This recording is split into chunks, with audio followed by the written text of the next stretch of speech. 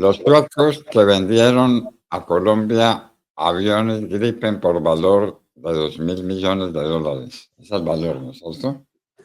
Por 2.000 millones de euros, doctor Fernando. Entonces, un poquito más que Más, dos sí. mil millones de dólares según la cotización euro-dólar.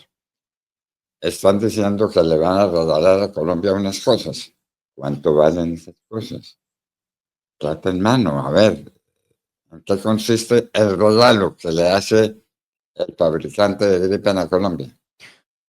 Unas plantas solares, doctor Fernando, unos sistemas de paneles solares en el departamento de Córdoba, unos equipos médicos para el San Juan de Dios en Bogotá y también unos puntos de distribución de agua en el departamento de La Guajira. ¿Cuánto puede costar eso? No sé, no hay datos del gobierno que indiquen en cuánto sale el regalo, y lo digo entre comillas, el regalo, que no es regalo, porque bastante caros sí están los aviones Gripen que le llegan a Colombia desde Suecia. Doctor Fernando, eh, hay que recordar frente al tema de los aviones dos cosas. La primera, hay un documento que se elaboró en la época del presidente Iván Duque por parte, entre otros, pues del gobierno y del mando militar, en el que se hablaba de la necesidad de pensar muy bien cuál iba a ser la inversión de esa flota aérea para Colombia. Inclusive, de acuerdo con los expertos de la Fuerza Aérea Colombiana en su momento, se decía que por las condiciones del terreno, por el desafío que había aire-tierra de la Fuerza Aérea para atacar los blancos de la guerrilla y grupos terroristas, el mejor avión que se adaptaba era el famoso F-16 de fabricación estadounidense. Eh, pero ya había negociaciones y había conversaciones desde la época de Iván Duque para comprar los Gripen.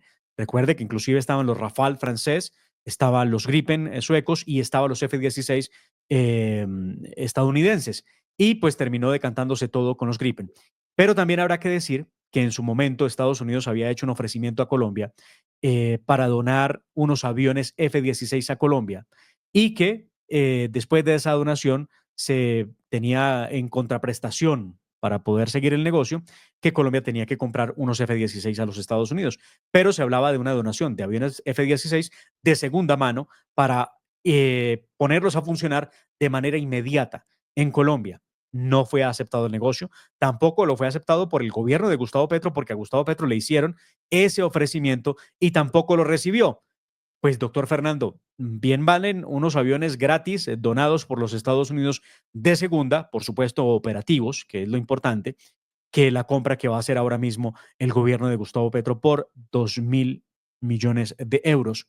Y vea usted cómo funciona la moral relativa o distraída del petrismo. Veamos, por ejemplo, qué decía Wilson Arias, uno de los agitadores más importantes que tiene el petrismo en Colombia, respecto de cuando Duque pretendió comprar los Gripen, como lo está haciendo ahora Gustavo Petro. Veámoslo. Bueno, Bueno, algo 14 pasó con... billones de pesos. Lo de una reforma tributaria. Se va a gastar Iván Duque en 24 aviones de guerra con el agravante de que estamos en medio de una pandemia. Y para colmo de males, la otra semana le van a decir al pueblo que definitivamente nos toca hacer una nueva reforma tributaria y ponerle IVA a todos los alimentos porque al Estado no le alcanza la plata. Hagámosle un par de claridades en el tiempo al señor Arias. IVA a los alimentos le impuso el gobierno de Gustavo Petro. Recuerde que son un IVA a los alimentos ultraprocesados en Colombia, los que llaman alimentos o impuesto saludable. Y ahí estamos pagando mucho más caro los productos de panadería y de charcutería. Lo hizo el gobierno de Gustavo Petro. Dos, dice el señor que en ese momento no estábamos en pandemia, ya habíamos salido de pandemia. Dice que por la pandemia no se podía gastar el dinero en unos aviones. Y seguramente eso fue lo que entendió Iván Duque y por eso no los compró. Pero ya hemos hecho las cuentas acá, doctor Fernando, de la plata que se le debe al programa Mi Casa Ya para su primera vivienda para los colombianos, la plata que se debe para que el ICETEX pueda entregar los créditos a los estudiantes en el exterior y en Colombia.